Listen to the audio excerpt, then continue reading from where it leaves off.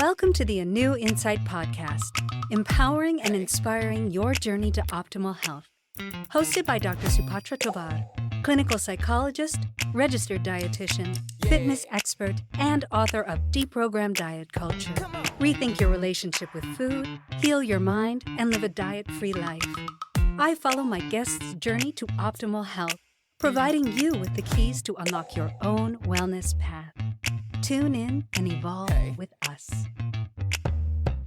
Hi, everyone. I am so thrilled to have licensed psychotherapist, speaker, and self-described anger expert, Bronwyn Schweigerdt, with us today. Bronwyn, welcome. Thank you, Supatra.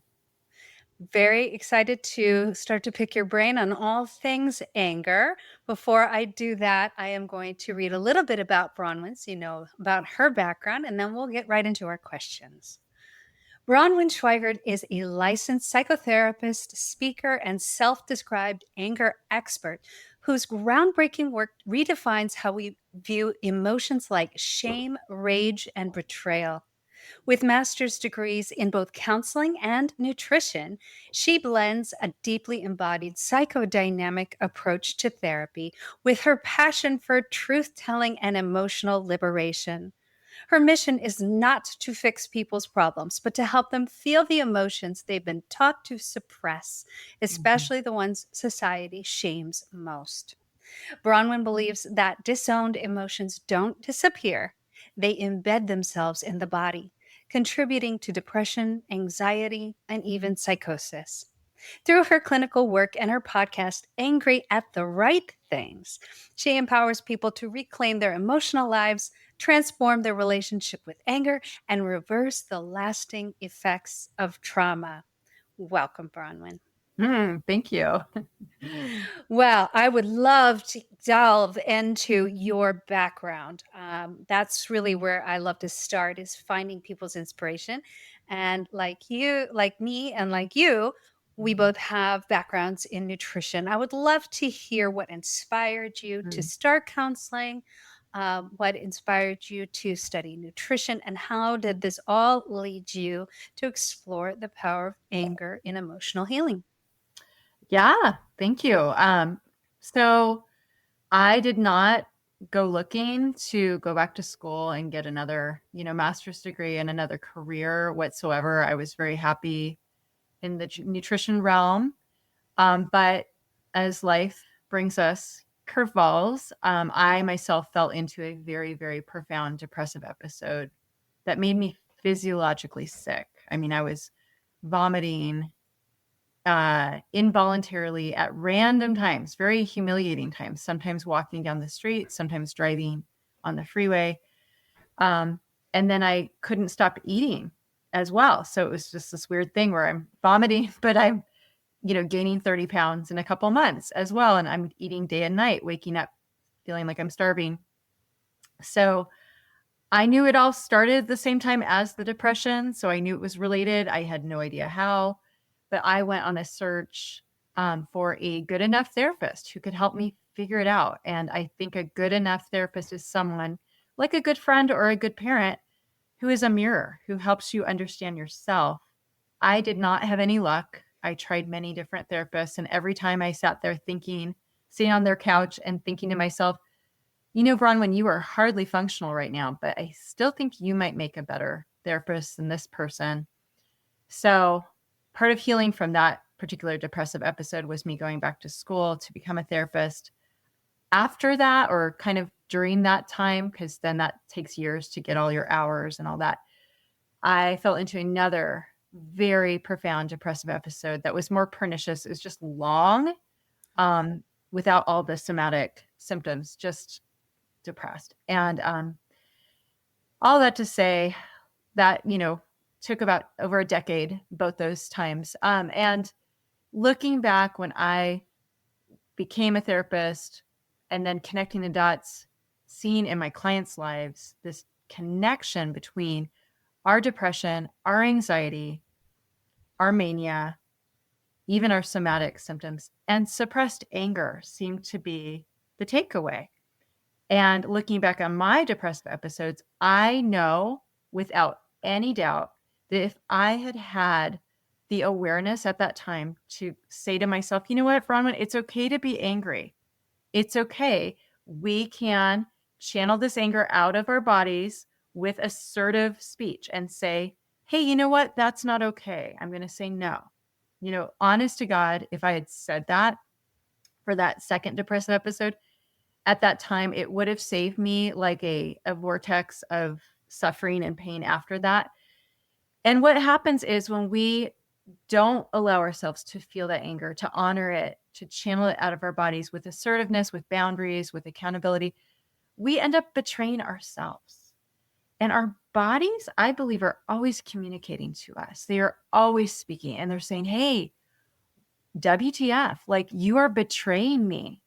And so, I look at that was my body, all that anger was stagnating inside of me, making me sick. And I see that with my clients who have anxiety right before their panic attacks. I say, well, it seemed like, that thing that happened could have made you angry if you allowed yourself to feel angry. Oh yeah, maybe that did make me a little angry, but we dissociate from our anger because we were conditioned from childhood. Don't be angry.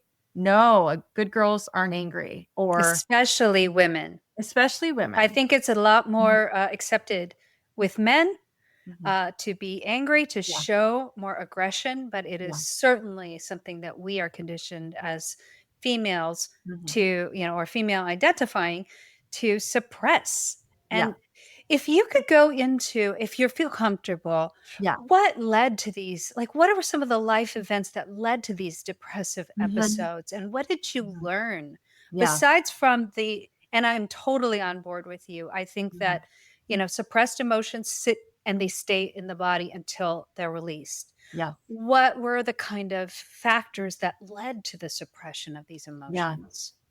Yeah, so the second one I kinda hinted at. So that one, I was just starting out as before you're an intern, when you're getting your hours, you're actually a trainee, like, I don't remember how many hours, but I hadn't even started yet, so I'm a trainee.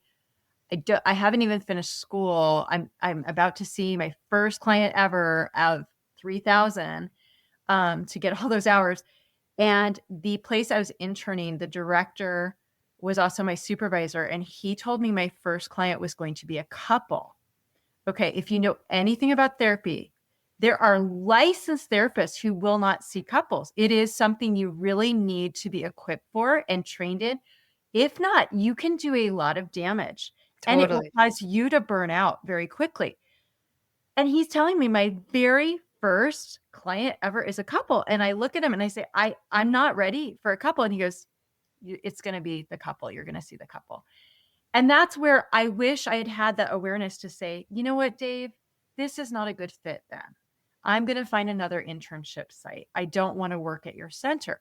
That would have saved me literally years of depression because that ended up spiraling, spiraling, spiraling. That's a long story.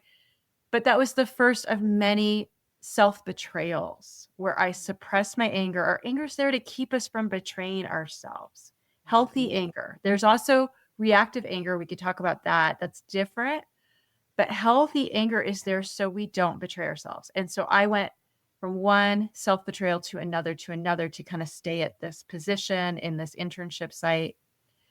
Anyway, the other depressive episode that I first had was actually anger at my husband. So we had just relocated to a different city. This is about 16 years ago when the Great Depression or the Great Recession happened. And we moved. He started working. My daughter was little. I had been pretty much a stay-at-home mom, although I did have a job that I had to move away from, a very part-time job. So we move. It's a different city, but it might as well have been the other side of the moon because I don't know a single person. I was so lonely. He's going to work every day, so he's not feeling the loneliness like I am. My daughter, I just enrolled her in kindergarten, so I'm all alone every day. I don't know anyone. I don't have a job, and I'm just like really struggling. And I look at him one night, just a few nights after we moved, actually, and I looked at him, and I think I had tears in my eyes, and I just wanted him to recognize how much I was hurting, and I was looking for empathy. And what I saw was a very hardened, unempathetic empathetic look, like a jadedness, like where he was resisting giving me any empathy. And we have since discussed this. It was because he felt guilt for making us move, because he's the one who got the job that we had to relocate for. So he withheld empathy because that would have made him feel guilty for causing my pain in his mind. He felt responsible for me, which is Wow. its own mythology. But in his mind, that's what was happening. So when he did that, I felt so betrayed by him. And it also triggered up a lot of stuff from my early childhood with a mom who never had empathy for me or attuned to me in any way. And so that was, if I could have in that moment just said, you know what, Steve, I know you feel guilty for me hurting right now. I know you feel responsible, but you're not. What I need from you right now is I need you just to give me some empathy. Okay. That is going to be a win-win because I'm going to feel better when you do that. And you're actually going to feel better because you can comfort me instead of feeling like you have to stay away from your own guilt. That would have saved, our marriage at that time. It would have saved me from going into that depressive episode. It would have saved me from getting sick and gaining the 30 pounds in 2 months. Wow. Mhm. Well, I very human uh, incident that led to a very human response. And I agree with you. I think I always say that anger means that our boundaries are being crossed in some way. Anger erupts because we're feeling an encroachment. And Mhm. oftentimes, especially women, Mhm. females, people who identify as females, we're not taught to push back when our Mhm. boundaries are crossed. We're conditioned to take it Mhm. and to be silent about that. Mhm. And so you mentioned how all these emotions, and I agree with you completely, especially just doing the work that I do, um, that emotions get stored. They live in our bodies. So for people who don't really resonate with that, how does that process work psychologically and physiologically? Yeah. So I recently gave a continuing education unit lecture, and you have to do a lot of research because to get approved by the APA, they want you to cite recent studies. So it was actually really fun. And I learned there is so much research, like peer reviewed, published journal research, psychological, that the word here is alexithymia. So that word means without words, literally. A means without, and then lexi, like lexicon, means vocabulary. Alexithymia is the scientific word for what my clients call keeping it all inside. So when we don't talk about our feelings, especially our anger, because most of us feel okay to talk about the other feelings, but it's the anger, the betrayal, the hatred, the rage that we keep inside the most. So when we are alexithymic, when we hold it inside, what I found in the research that I've done, it causes autoimmune disorders. They're even showing it in, children with type 1 diabetes are more alexithymic than children who do not have type 1. In women with MS and more severe MS, they're more alexithymic. With people with seizures, with seizure conditions, with, oh man, asthma, with lower immune function. So people who have all kinds of immune disorders, hormonal disorders, hypoparathyroid disorders. I mean, it is linked to everything. So immune, autoimmune, and then cancer, because if our immune system is down, we are at much higher risk for cancer. And that is also very much suggested by the research. I would assume that it is probably because of a buildup of cortisol and a lot of the stress hormones Mhm. that erupt when you are in distress. And I would think that if you are holding them inside, cortisol just continues to build up. And as we've seen Yeah. in plenty of research, that's actually what leads to a lot of physiological problems, including joint pain, Mhm. difficulties in cognition, Yeah. um, digestive issues like Yes, you were yes, having as yeah, well. yeah. And when you see that prolonged over time, Mhm, that's what's creating this inflammation. And that inflammation, mm, along with whatever you're doing in your diet and your lifestyle, if you've got that kind of trifecta of mhm, kind of maladaptive mhm, behaviors and difficulties in your bodies, that's what leads to more of those long term mhm. and more difficult diseases. That is really fascinating. Yeah. So, give me a picture of some of the most common ways that people suppress their anger without even realizing it. And how does that manifest in their daily lives or in their mental health? Yeah, so kind of I liked your, kind of definition of someone crossing a boundary, but I would also say kind of like my experience where my husband wasn't giving me empathy. So I didn't think like he's crossing a boundary. It was more like you're not being the responsible attachment figure you're supposed to be. And that's a type of betrayal that I think is even more common and more insidious because we don't allow ourselves to feel that or notice that. It's so hidden. It's so, covert. So when someone, our partner, our parent, especially, those are mainly the two that I see in therapy, um, that we had these expectations on them to attune to us, to show empathy, to nurture us. That means by validating our feelings, by saying, "Oh yeah, Bronwyn, I see how hurt you are right now, and it breaks my heart." I mean, that's it. That's all I needed him to say. It would have taken 10 seconds. But when they don't, when they fail us, when they invalidate our feelings, when they gaslight us, right? Um, that is really, really going to mess with our bodies if we're not paying attention, if we're not acknowledging it, and if we're not doing something about that.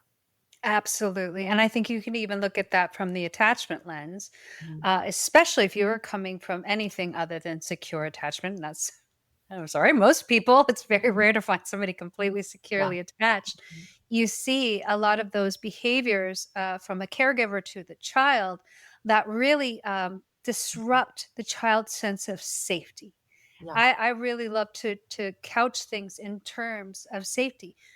A child really has very simple needs, love and Mhm. safety. Those two primary things. And when Yeah. they're not feeling that, they're not getting that, that's when they have a lot of these physiological Mhm. reactions that then kind of inform and then shape their own Yeah. attachment styles. And we're looking often to resolve those. And that's what we see when we get into our partnerships. We actually Mhm. tend to find people to partner with that are similar to the people that we've had difficult attachments with in our childhood. So Wow. we're kind of recreating these environments in hopes of resolving that Yes. attachment and becoming safe again and then becoming secure. But it doesn't often happen. You just see a cycle repeated. And it sounds like Yeah. that happened with you Mhm. when you were mentioning, your mother not showing empathy and Mhm. then your husband not as well. Mhm. Yes, and I will say what you're saying, absolutely couldn't agree more, that we try to, so what I call that, or what, I think psychodynamic therapists will call that, is we're working something out. We're trying to work something out in the present that we didn't ever get in the past. And I like to say that when we do that with a present relationship, what we're really trying to do through this partner is I'm trying to prove to little Bronwyn that her mom really does love her through my partner. So I find a partner similar to my mom, invalidating, doesn't give a lot of attunement. And if I can make him validate me, if I can help get him to attune to me, then I'm proving to myself that I am really lovable. I'm like closing that deal, right? Exactly, exactly. That's what I see Mhm. most often Yes. in my therapy office is that, once we actually really understand objectively what was going on in our childhood, when we can see that pattern of behaviors from our caregivers from a more, detached and objective standpoint, you can Mhm. see how that pattern plays out in your life. And that's when everybody's like, oh my God, the aha moments. And and through therapy and Mhm. through communication with their partner, they actually can Mhm. resolve that. But if they don't even know that it's happening and it's Mhm. more in their subconscious and also just housed and stored in their Yeah, bodies, yeah. it's really difficult. And that's why I think, I mean, I always say everyone needs therapy. And that is not like as a derogatory thing. I think therapy is so invaluable for making these kinds of But you connections and get a good resolving. therapist It to you do, and I agree with you. hear. I've Yeah. had my share, and I've heard some horrifying stories from my clients, and it just makes me sad for the Yeah. profession, and it just, Mhm. illuminates a need for better Mhm. oversight, you know, I don't wanna say gatekeeping because I don't like that word, but just Mhm. really like some more close Yeah. supervision and maybe even better classes out there. Yeah. Um, just more experience is needed for Yeah. so many people. So, pivoting a little bit, but not really. We said there's no such thing as an angry person. Mhm. Unpack what you mean by that, and what is the deeper truth to that? Yeah, so I mentioned reactive anger before, which is different. So there's healthy anger. Healthy anger is rooted in reality. Um, so it's rooted in truth. So you're betraying me right now. I'm feeling that in my body, and my relationship to that anger should be one where I'm like, okay, I feel it right here in my chest. I don't need to dissociate from it. What does this anger need? It needs to have this boundary. It needs to have this assertive speech. It needs to have this accountability.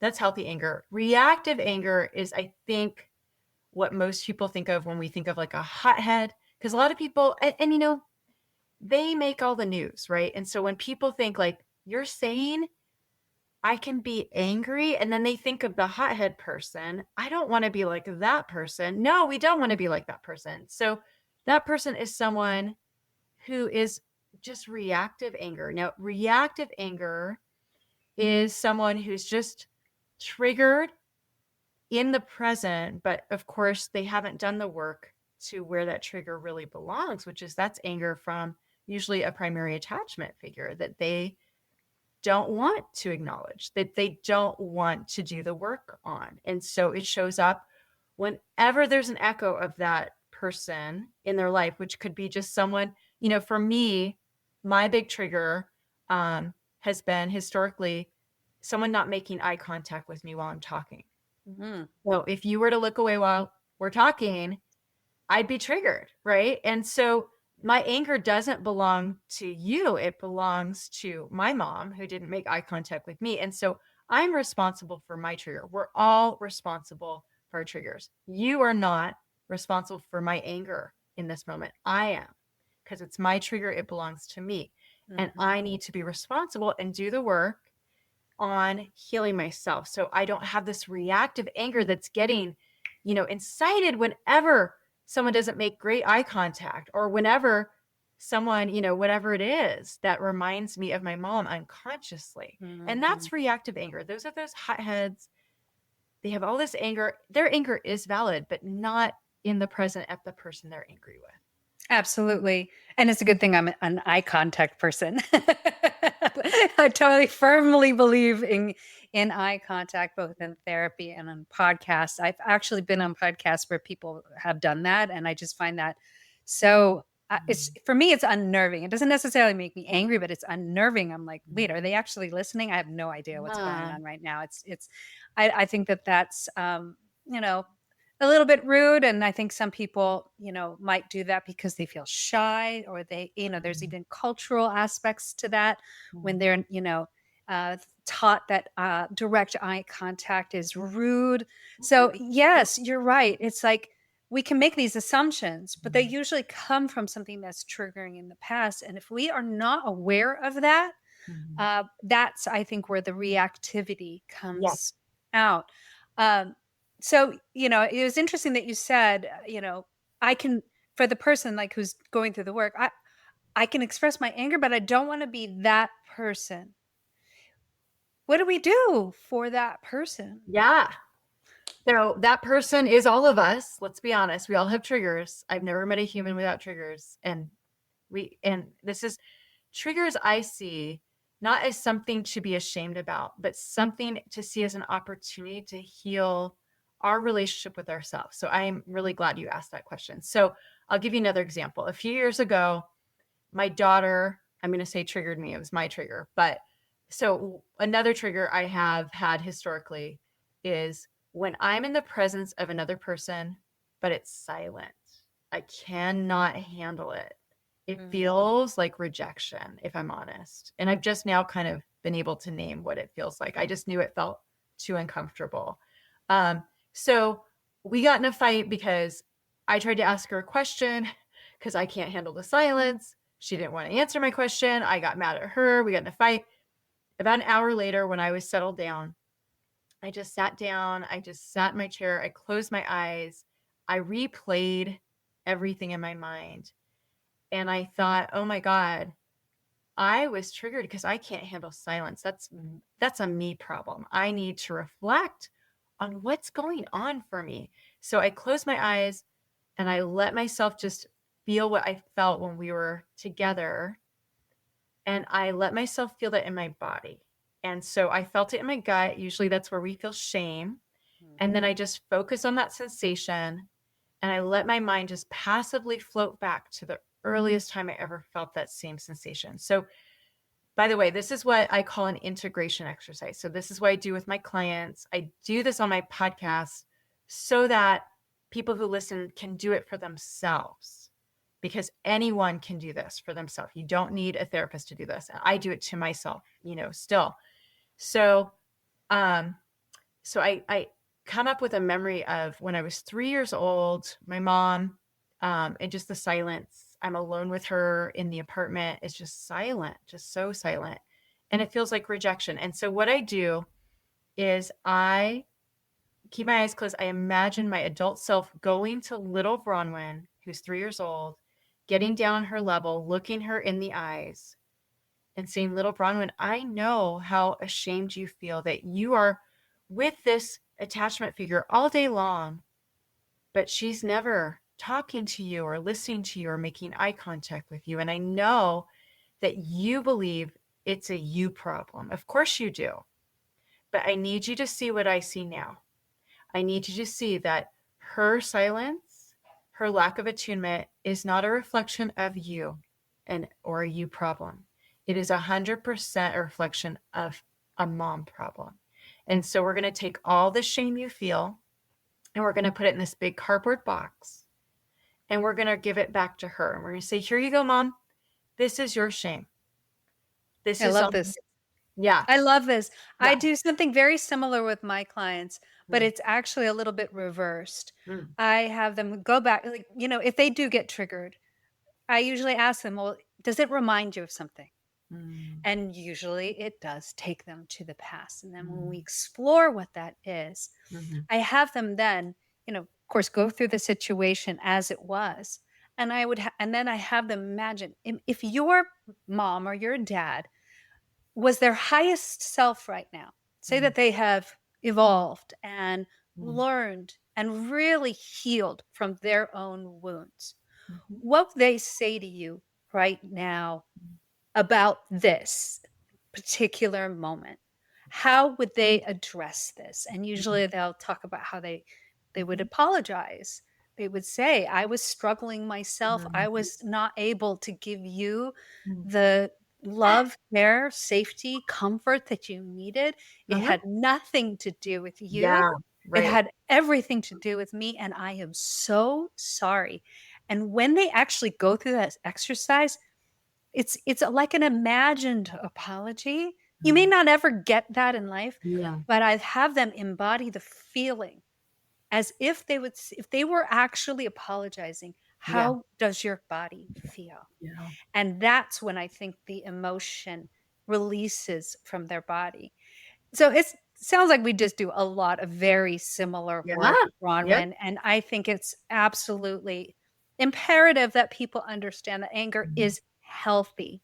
Yes. It is natural. We are meant to feel anger, Mhm. especially when those boundaries are crossed or our needs are not getting Mhm. met.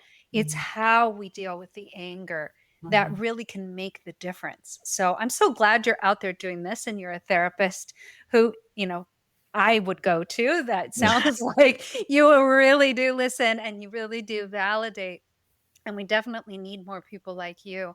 But Mhm. for right now, we're out of time for this half of the podcast, but we're going to come back and we're going to talk in the second half and go even further into the topics of anger and shame and how they're embodied in our bodies. So thank you everyone for joining us. You've got to tune in next time for the second half of this wonderful interview with psychotherapist, speaker, and self-described anger expert, Bronwyn Schweigerdt. Thanks for tuning into the ANEW Insight Podcast. Please remember, the contents shared on this podcast is for entertainment purposes only and does not constitute medical advice. You can find us anywhere podcasts are streaming, on YouTube at my.anew.insight and at anew-insight.com under the ANEW Insight Podcast tab. And follow us on our socials at my.anew.insight on Facebook, Instagram, TikTok, and Threads for more updates. Tune in next time and evolve with us.